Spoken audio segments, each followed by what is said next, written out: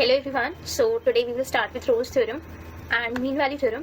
So जो Rolle's theorem और mean value theorem है ये आपके पेपर में 2 to 3 मार्क्स की आ जाती है and question ऐसा आता है state Rolle's theorem and mean value theorem. So first we will start with Rolle's theorem. So Rolle's theorem states that if fx is a function defined on the interval ab, then इसकी 3 condition होती हैं. ठीक है. The first condition is fx is a continuous point at the closed interval ab. ठीक है. Then second condition है इसकी fx is differentiable at every point of the interval ab. The third condition is f of a should be equal to f of b.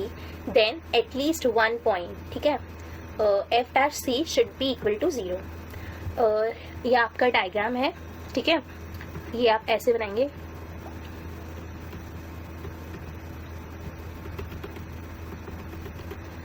For the condition we know कि f of a और f of b equal है, तो यहाँ पे हम लिख सकते हैं ये वाला जो पॉइंट है ये f of a is equals to f of b का पॉइंट है, और यहाँ पे जो पॉइंट आएगा आपका वो f dash c is equals to 0 ये पॉइंट है. ठीक है.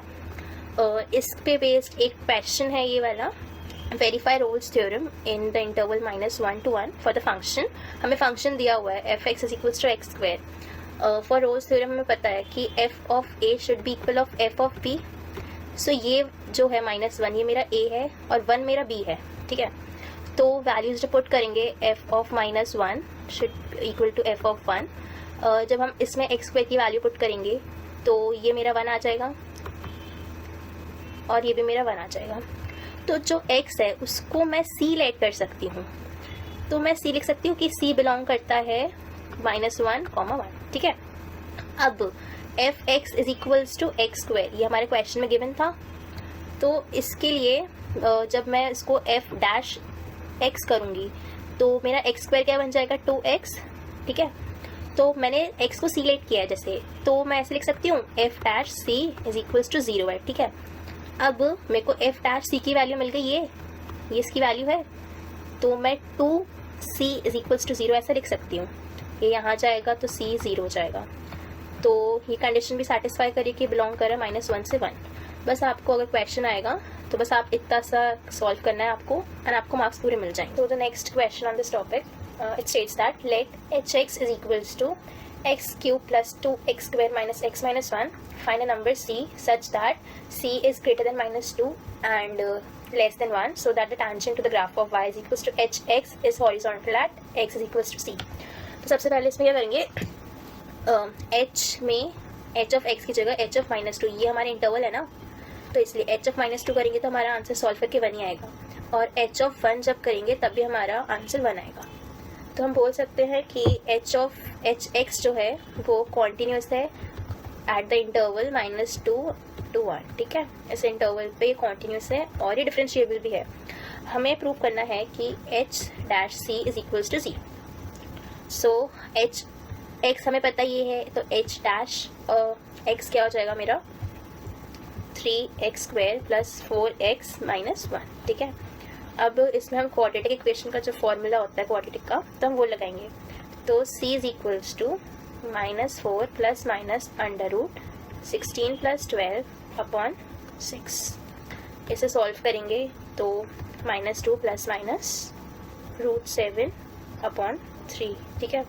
तो इसकी 2 वैल्यूज आएंगी, तो फर्स्ट अप्रॉक्सीमेट वैल्यू आ जाएगी -1.55 एंड सेकेंड अप्रॉक्सीमेट वैल्यू आ जाएगी 0.215. ठीक है. तो ये हमारा आंसर हो गया है. Next topic is mean value theorem. तो इसकी क्या कंडीशन होती है, suppose f of x continuous है close interval of a and b. ठीक है, a b, और सेकेंड f ऑफ x जो है वो डिफरेंशिएबल है ओपन इंटरवल a b के. तो इसकी जो कंडीशन आ जाती है, जैसे रोल्स थ्योरम में f dash c is equals to 0 हमें बताना रहता था, तो इसमें क्या हो जाता है f of b minus f of a upon b minus a. ठीक है. तो ये मेरा फॉर्मूला है. और मीन वैल्यू थ्योरम का ग्राफ ही है, हम इसे ऐसे कुछ बनाते हैं. देन हमारा ये स्लोप है और एक a बनती है. सो ये वाला जो पॉइंट है ये मेरा a बन जाता है, ये वाला मेरा b है एंड दिस पर्टिकुलर पॉइंट है c. सो एंड ये वाली जो मेरी स्लोप है इसमें f dash c is equals to f of b minus f of a upon b minus a ये वाली है. ठीक है. और ये वाली जो है tangent parallel to the chord, तो इस पे बेस मेरा एक क्वेश्चन है ये वाला, ठीक है। तो इसमें क्या करना है, verify F of X is equals to under root X square minus 4 और ये मेरे इंटरवल है 2 and 4। सो हमें क्या करना होता है क्वेश्चन में, एफ ऑफ बी चाहिए और एफ ऑफ ए भी चाहिए, है ना। तो एफ ऑफ ए मेरा 2 हो जाता है, जो मतलब 2 है, ये ए की वैल्यू होती है मेरी, ये बी की वैल्यू होती है, ओके। सो एफ ऑफ 2 क्या हो जाएगा मेरा, अंडर रूट 2 स्क्वायर माइनस 4, ये मेरा 0 जाता है, और F of 4 under root 4 square minus 4 is equals to under root 12 हो जाता है ना। अब एफ डैश सी क्या हो जाएगा मेरा, सी upon under root C square minus 4। इसमें वैल्यू ये क्या आई थी, b4, जो ये b है ना, ये एफ ऑफ b है मेरा, और ये मेरा एफ ऑफ a है, ठीक है। तो एफ ऑफ b क्या है, रूट 12 माइनस 0 अपॉन 2, एंड इसमें जब मैं वैल्यू पुट करूँगी तो c upon under root C square minus 4 is equals to this, c is equals to, यहाँ पे ऊपर चला जाएगा तो ये बन गया, इसमें क्या करूँगी, स्क्वायर कर दिया मैंने both side, squaring both sides, तो c square is equals to this, और फर्दर सॉल्व करा मैंने एंड मुझे c की वैल्यू मिल गई रूट 16।